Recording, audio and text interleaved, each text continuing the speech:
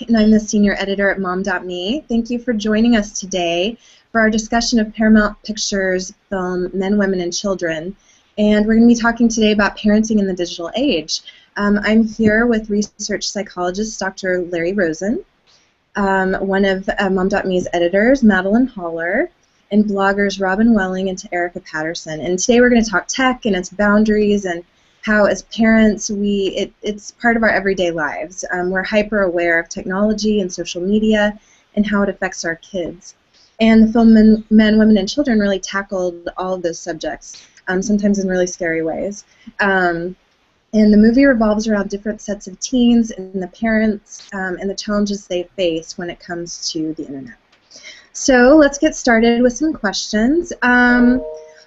For the parents and all of your parents, what was your biggest concern? What's your biggest concern when it comes to the internet and your children? Madeline, let's start with you. Thanks, Laura.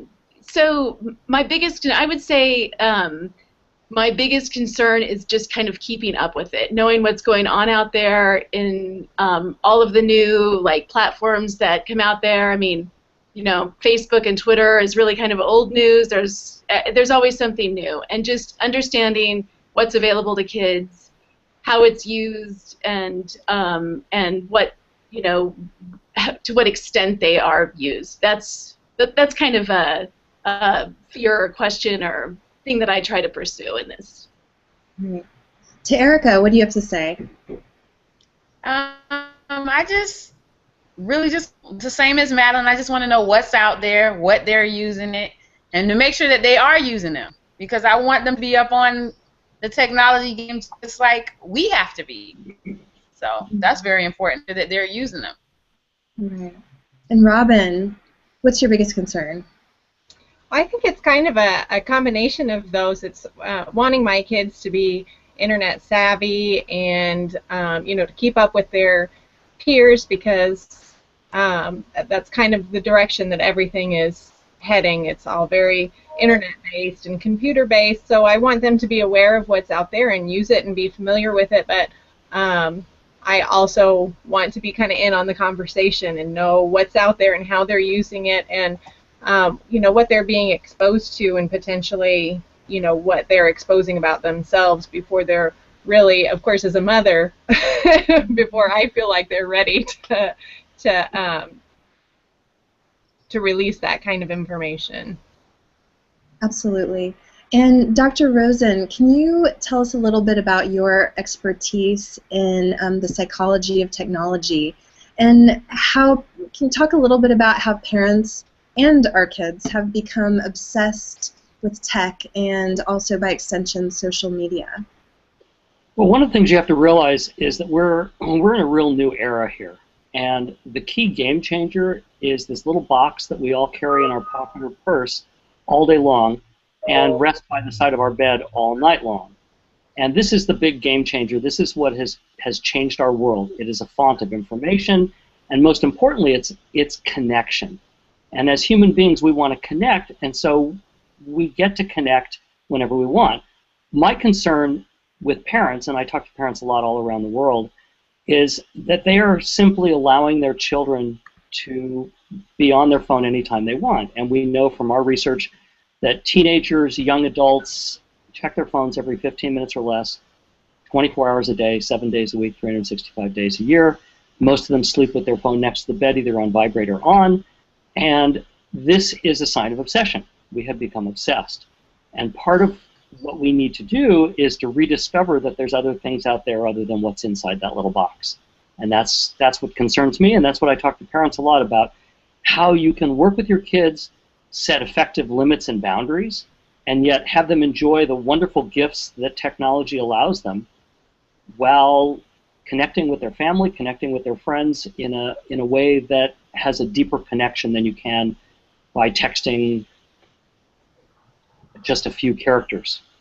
Right, and I'm assuming that with setting boundaries, parents have to look out for, you know, how old their children are, first of all, and what there are different levels of boundaries depending on the age of the kids.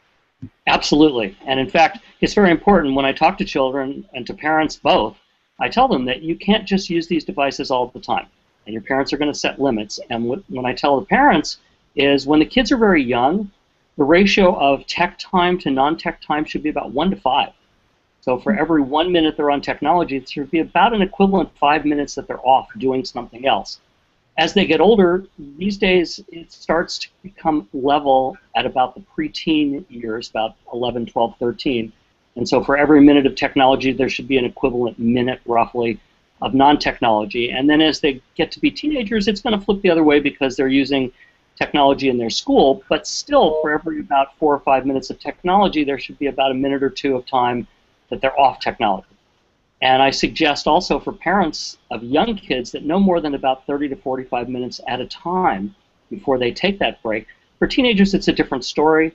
When I talk to teenagers, I encourage them to take breaks both about every 15 minutes and about every 90 minutes so that they get a chance to clear their brains out, they get a chance to relearn and refocus on what they're supposed to be working on instead of continually checking in with their virtual world.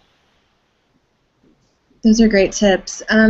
So getting back to the movie, Men, Women, and Children, everybody here has seen it, and I think I speak for everyone to say that it really is an affecting movie, and it makes you really think about how you want to parent in this digital age. The movie covers a bunch of different families and parents and teens and how parents react to the internet, what they allow their kids and what they don't allow their kids, and it really runs the gamut as far as the parents who are hypersensitive of exactly what their kids are doing, down to reading emails, to not really having such an idea of what their kids are doing.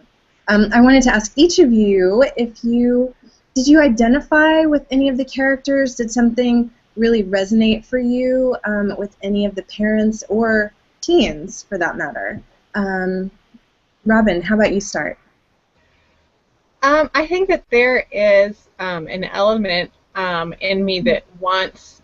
I think that there's some pressure on moms to want to be that kind of Jennifer Garner character who's monitoring every keystroke and knows all the passwords, and so I think that there's some pressure kind of both ways, that you kind of feel like you're supposed to be doing that, and that maybe to a certain extent you sort of want to, but for me it's more of just wanting to know which sites are out there. I was talking to other moms, and I wrote about it in the blog post for mom.me, when they started listing all of these sites, Yik Yak and all these social media sites that I hadn't even heard of, and I considered myself pretty, on top of things as far as, I use social media, kids, I'm on the internet, but it's surprising to me how much there is to really try to keep track of.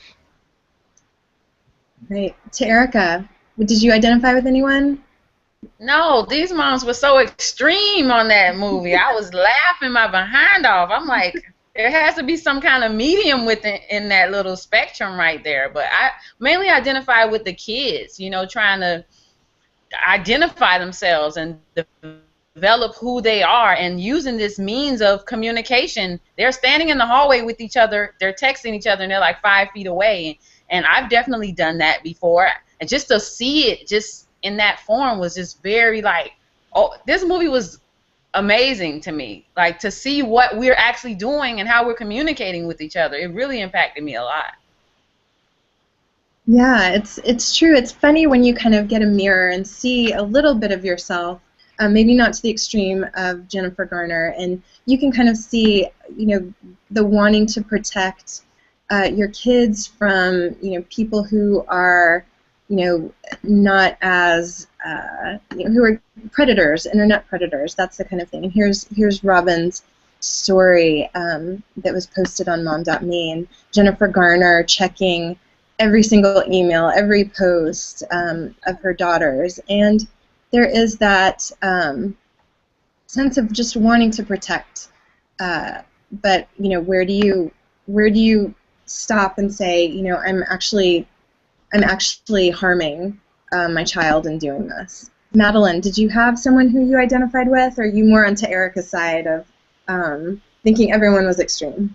Well, definitely the characters were extreme, but I mean, admittedly, I, identify with the impulse that the Jennifer Garner character had, that just like you said, you would want to protect your kid.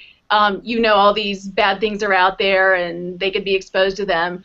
But first of all, what an exhausting life. I mean, kids text like, I don't know, what is it? I mean, some, hundreds of texts a day, and I could see that pretty much taking over my life. But also, that's not the kind of relationship I want to have with my kids. And so kind of seeing it in that extreme way, sort of underscored, okay, by not constantly monitoring what my kids are doing online and that sort of thing, but kind of checking in with them and trying to set just a level of trust and openness in our house and how they're using it and how we talk about it. Seeing the movie kind of reinforce that maybe I'm going down the right path with that. I have a teenager and a 9-year-old and also a 6-year-old, and the way they use technology is, each gets sort of a little more technology than the other, the older they are. But I still try to talk even with the young one about sometimes they're going to see things that are going to make them uncomfortable or feel ashamed, and I'm sorry that that's out there, but they're going to use it. That might be a thing that they're going to run into. And I feel like I've created this open space, so hopefully they could talk about it. It's funny to me, the Jennifer Garner character, her daughter seemed the most, healthy of all of the children in the movie, and yet she was totally, her mom was totally overbearing with that. That's true. And Dr. Rosen, how do you talk to parents, or as a parent yourself, what are some of did you identify with any of the characters, and have you worked with parents who seemed a little familiar to you in this movie? Well, first of all, my kids are in their 20s and 30s, so I can't relate to it as a parent, but I can relate to it as a grandparent now. And one of the things that I saw and I thought was interesting was how readily available the technology is for all these kids. And particularly my grandkids, they take to it intuitively.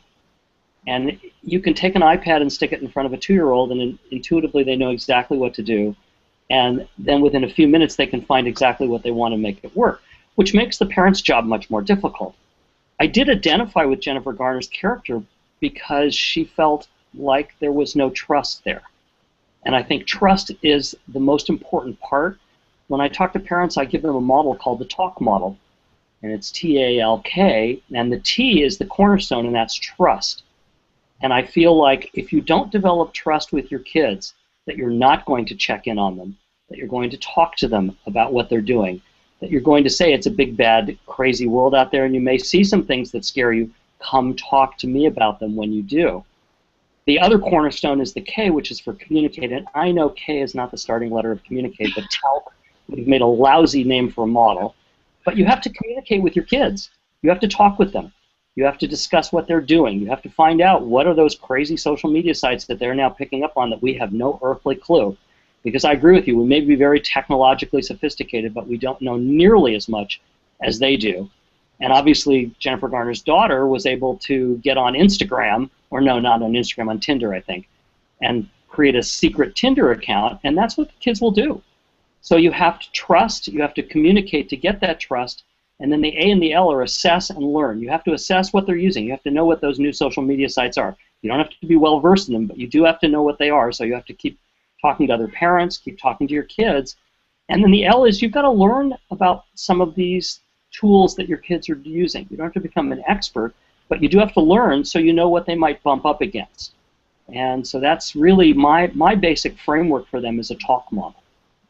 Right, and back to Robyn and Te-Erika, how old are your kids, and how are you encouraging them to communicate with you when it comes to going onto the internet or even social media? My kids. Well, my sons. Oh. No, go ahead. Go ahead. My sons are 12 and 14, and my 12-year-old does doesn't use it. I mean, sometimes he's on Google Plus and he's watching what I'm doing. I'm all over social media, actively ingrained, obsessed. And I want them to engage with the things that I'm creating, share it, and things like that. But my 12-year-old doesn't enjoy sharing anything. My 14-year-old uses it just like the kids in the movie does. I mean, do. And I'm a blogger, so I'm always asking them, hey, I need to write a story today. What's going on? Tell me the scoop. And I incorporate their lives and what they're doing into what I'm doing, so they'll know that everything that's happened is going to end up on the internet for everybody to read. So I don't know if that's a benefit of being a mom blogger, because they know their life, there's a light being shined on their life. Robyn? I was laughing right along with that, being a blogger too, that my kids do the same thing. Like, they'll say something funny and they're like, "You're going to put that on Facebook, aren't you?" So they know all the forums. So there's definitely an element of that. My kids are, I have to think, they're 3, 10, 12, 20, and 22. So it's nice to have, kind of somebody in every range, because I have gone to the older boys and said, it was Yik Yak that my 12-year-old son said he signed up for. I'm like, wait, let me look that up, and then I can go to the other boys and be like, boys, is this something, is this a dangerous place for him to be, or what are the pitfalls? So I kind of use the older boys as a resource, and then the younger kids I tend to talk to at night. They tend to open up more, when I'm tucking them in the evening, and I ask them, what's been going on? Is anything bothering you? And so far I've been really lucky, and they've not only been really open with talking to me, but open to hearing my experiences and hearing my side of it. When my son wanted to sign up for Instagram, and I told him, there are hashtags on there. There aren't, that there are things that you can actually, accidentally see on Instagram that, you think it's going to be all, landscapes and food and people's kids, and it's not, And so I think that there's a give and take. I try and find out from them what they know, and they're at a stage still where they're open to hearing what I have to offer too. So far, fingers crossed, it seems like it's working out. That's great. And so to kind of touch on scarier territory, which Men, Women, and Children definitely delved into, and even the New York Times this weekend wrote about it, about a mother discovering her child searching out pornography online just to kind of see what a normal person his age should look like. But parents, that's such a scary taboo topic, it seems like. But when kids get iPads on their own, they can sometimes stumble across this, and you were just kind of Robyn, talking about that with hashtags. Who knows what they could stumble upon or even seek out on their own. So Dr. Rosen, this is a question for you, really. What we want to be communicative with our kids. We don't want to be as dogged as the Jennifer Garner character, but what are some red flags that you would say parents should look out for their kids at different ages? And I have a 2-year-old son who looks at the iPad sometimes, and I feel like there are red flags for 2-year-olds, and there are different red flags for 13 or 15-year-olds. I think there are lots of red flags, but I think that good parenting transcends them. One of the things that I would recommend is that when your child is any age, doesn't really matter, up until when you're feeling secure that they understand that they may bump into scary things or want to look at scary things, that technology has got to be a shared activity. Giving your iPad to your 3-year-old to just play with on the floor, they're going to find all sorts of interesting things, and they're going to explore. You can set up your iPad so that they can only see certain things on their head screen, their lead screen, and I think that's a good strategy until you're comfortable that they're going to make good decisions. It all really boils down to talking to your kids about these decisions and preempting them with what I call proactive parenting, so that you've talked to enough people to know that whatever Instagram could have hashtags, or different websites could have problems, and you bring up the topics to your kids and you discuss them so that they're front-loaded, so that when they do stumble across something or want to check something, you're going to be the one that they're going to talk to about. But you will also know, because I recommend that you keep them computing on whatever level in front of you, somewhere at the kitchen table, in the living room, on the den, on the floor, it doesn't matter, so that you can continue to check in, and that you do check in, that you walk behind them. One of the signs that you should worry about is quickly flipping screens as you walk by them. You should, as a parent, at least understand that you can trace back what they do if you're concerned about where they're going, and you can look at the history, and you can look back, but this is something you should talk to your kids about and say, not I'm going to sneak and look at your history to see if you've done anything bad, because they'll just eliminate the history and then there's no problem. But you can say, I may ask you sometime to look at it with you and for you to explain to me what these websites were and why you were there and did anything worry you. So it's a co-viewing of technology. It's working together. And that usually works out much better for the kids and for the parents. They feel much more secure, and they don't have to monitor like the Jennifer Garner character did. They don't have to get on top of it. Thank you. Do you, Madeline, Robyn, and Te-Erika, have set rules, like this is the line you absolutely cannot cross when it comes to using the internet and social media for your kids? I wish I did. We have, I think, kind of general boundaries that we've set, but those can change, and I talk about them, and I'm glad to hear that sort of preemptive chats are a useful thing in building this relationship. You know, like last week I read this study about using, being on a screen late at night robs you of like 30 extra minutes of sleep a night or something. So my kids were on their computers, and I went in and I was like, all right, listen, this isn't any good. There's this study, so we're going to start, shutting down like earlier in the evening so that they sleep better. And, and then we try not to, they sort of know when I say, okay, we've been on the screens like too much today, I can kind of have them shut down. I mean, there's pushback and everything. And what I find, too, is that when their father and I admit our own little addictions to the screens, we all sort of work together better. We're like, I don't know if it's, we don't get that, well, because they call us out on our own technology use, too, and overuse. And we're probably worse perpetrators right now than our own kids. But at least we all sort of talk about it, and so I think we're all kind of trying to work together. Probably I'm in for a rude awakening and going to get railroaded. I don't know, but so far what we're doing is working. Can I pipe in with a comment here? Sure. I think that the issue of sleep is a very important one, and a lot of research is coming out now showing that technology use in the last hour before bed is detrimental to everything. It's detrimental to your mental health, to your physical health, as well as to your ability to learn and retain information.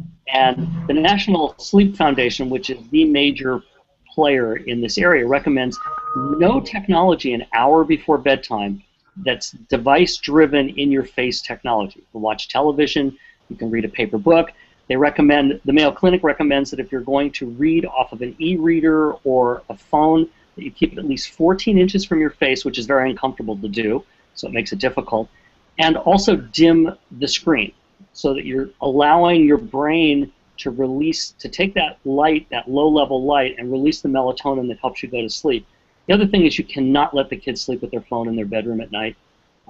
We have strong data showing that well over 3/4 of them do. Teens, young adults, college students, and they awaken and check their phones, which destroys their sleep pattern.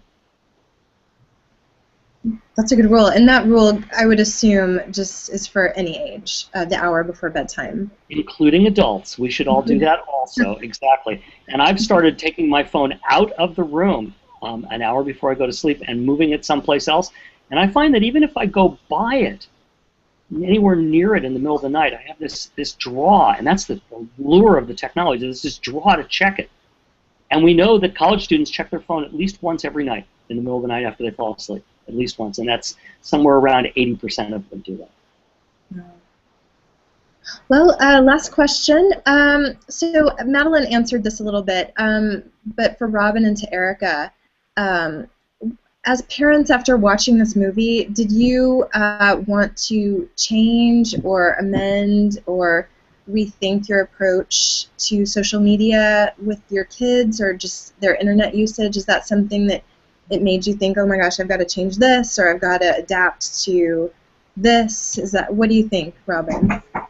Well, just having the conversation open up made me think more about, really questioning how on top of things I really was, to kind of reevaluate where I was with it and how much I really knew, how much I was aware of, and make sure to connect with my kids, because going back to the topic of having the open communication with them, I feel like even if I touch base with them at, say when I'm tucking them in at night, maybe there isn't anything that day, but once I've brought the topic up, I find it's much easier for them to come to me then when something does bother them, because then they're not the ones bringing it up. I've already opened that topic up, and it's, on the floor anytime they want to come and talk about it. So I don't think that it necessarily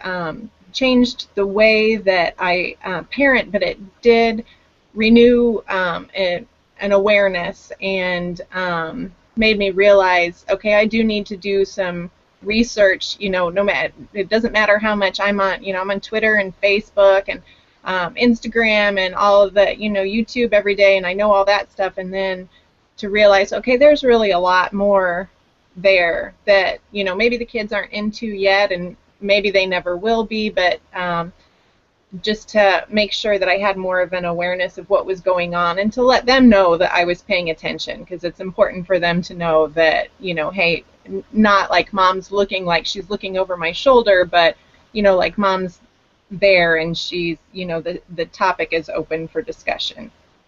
You're going to find out what yik yak is, no matter what. The next thing is. And Te-Erika, how about you? I mean, I think that looking at these parents, some of them didn't view their children as people, more as property, it seemed like to me. Like, I have to protect this. You are going to do what I say. And the technology piece didn't really influence me more than I want to really try to show my sons that I respect them.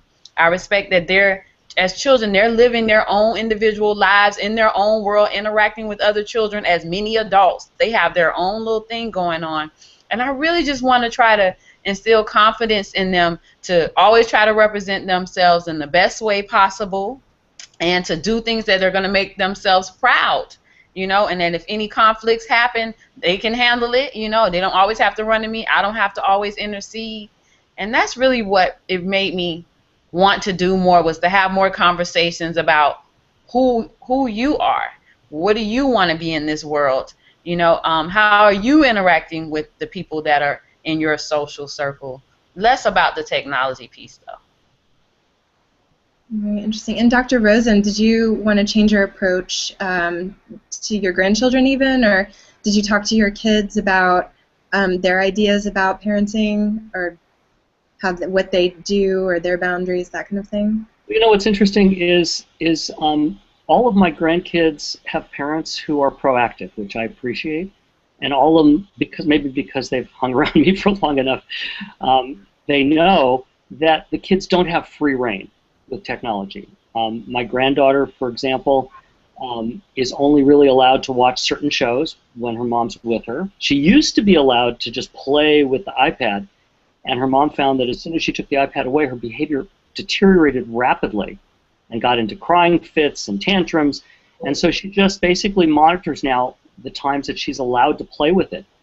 And the two grandsons have the same thing. Their mom and dad have said, there's only certain times you can use this, and for very short bursts, which and I think comes from me talking to them about both the positives and the negatives. They're not being restrictive. What they're doing is overseeing their use and being proactive, which I think is really important. Great. Well, thank you all for being here today. It's been so great talking to all of you, Dr. Rosen, Madeline Holler, Robyn Welling, and Te-Erika Patterson. Thanks again to everyone who's tuning in, and we'll see you later on another Google Hangout. Thanks, everyone. Bye. Thank you. Bye.